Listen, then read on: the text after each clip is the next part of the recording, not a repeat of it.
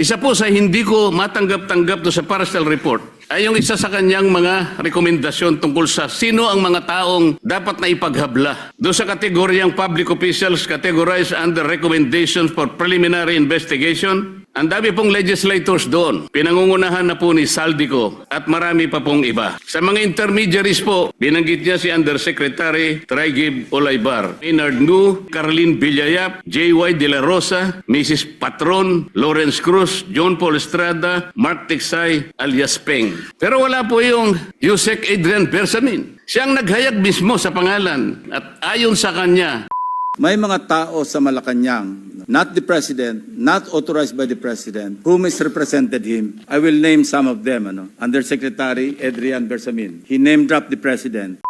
sinabi rin po ni Saldico, yung 30 Tamarin Street na kung saan 1 billion ang nai-deliver ni Saldico at ang tumanggap po noon ay si Yusek Jojo Cadiz. Napakabigat na akusasyon. Wala man lang po rito sa dapat na banggitin na intermediary. Nasaan po ang pangalan ni former Speaker Martin Romualdez? Nilagay po niya doon sa classification ng public officials categorized under fact-finding investigation. Ang laki po ng diferensya ng fact-finding investigation sa preliminary investigation. Bakit po yung tinuturo mismo na mastermind, yung pa po yung nasa wala po sa preliminary investigation. Nasa fact-finding lang. Sablay na yung report.